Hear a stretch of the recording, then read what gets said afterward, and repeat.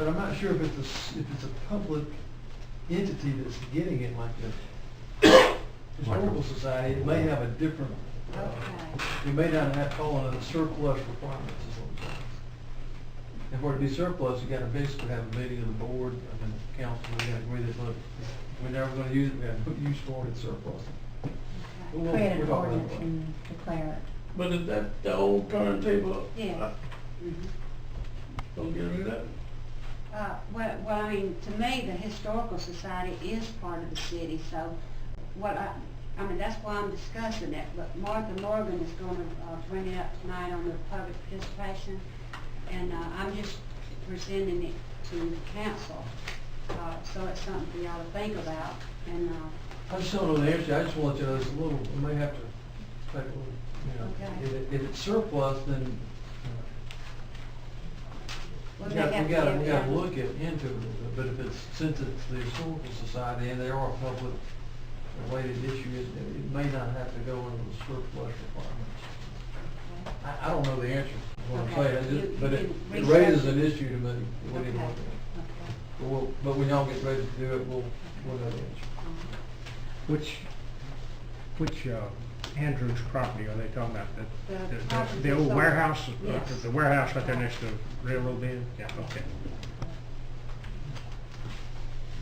That would give them street access, I assume, to for whatever they want. Okay. Do we have street access to that property that the city owns that's behind that warehouse? I would think so. Yeah, we have it because that's what the old turntable used to be, Right. and we want to try to do that. It's a continuation, it's a continuation of the railroad bed, I would Right. assume, as opposed Yeah. to, and I would suggest it does not probably have street access. Well, that's what I was I mean, thinking, well, we looking could at make the, that a street if we had to, Yeah. I guess, but that's how you know, it's part of the railroad property. You know, that's why the turnaround's there, so, right. we definitely would have access to it. There's not anything in that conveyance to us from the railroad that would prevent something like this from happening, is Say that again? I assume that the city acquired that property on this rail to trails program. And I just wondered if in that transaction, was there a stipulation? I don't think it rail to- is, but we can look at it. But from memory, I don't think there's any restrictions on Just- that. just raise it. Yeah, I don't have a clue, we'd have to look at it, I'm sure. Historical board, we need to look at it, but maybe getting something that we can't get to.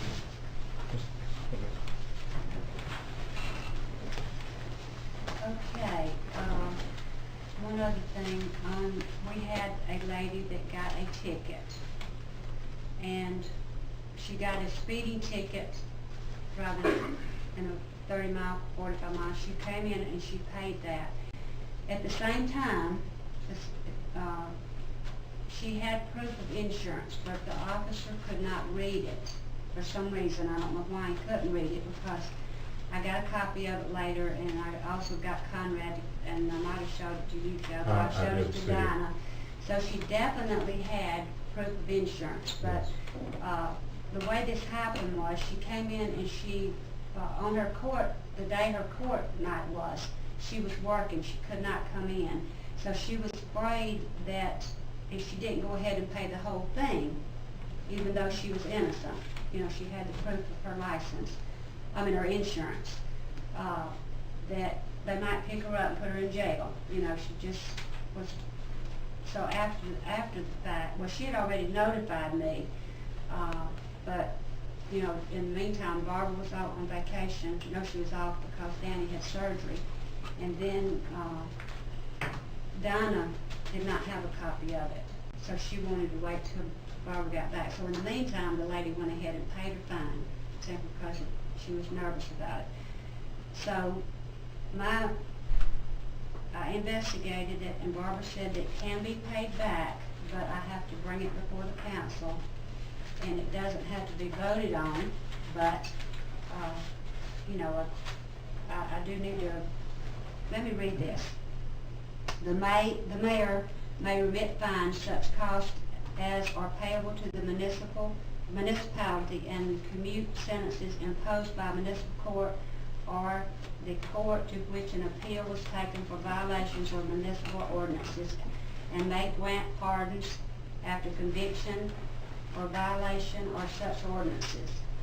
And he shall report his action to the council or other governing body at the first regular meeting thereof in the succeeding month, which his reasons therefore in writing. So I need to, Well, that says he, it doesn't say she. I know it.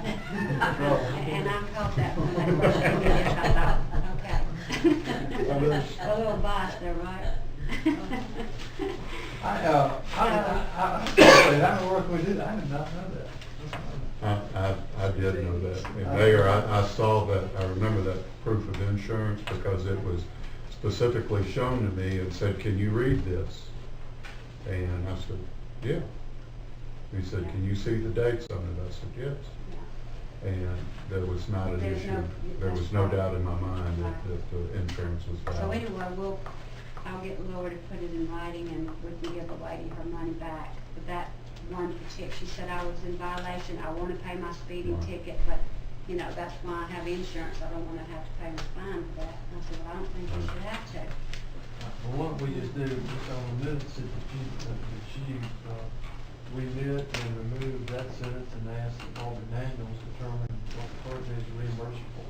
Okay, I think it's 110.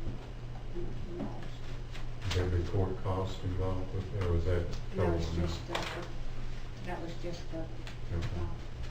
a ticket, I think, but I'll find out exactly how much it is. Just to be sure. Okay, and at the RV park, this is not really real pertinent information right at this moment, but I'm gonna go ahead and bring y'all up to date. We have had problems with the amps out there, Jeff, and these men can explain this a little bit better than I can. The camper sites have 30 amps, okay, they need 50 amps.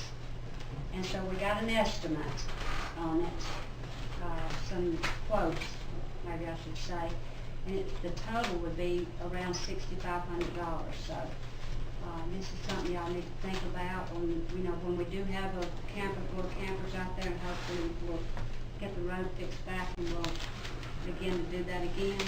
But it's something we need to think about, is correcting this electrical problem that we have out there. And Okay. had a lot tonight. Okay, and Jim is not here. I He- just he'll got be- this today, so I haven't had time to call this lady back. But it's Shantae Thompson, and it's Helping Hands Recreational Center.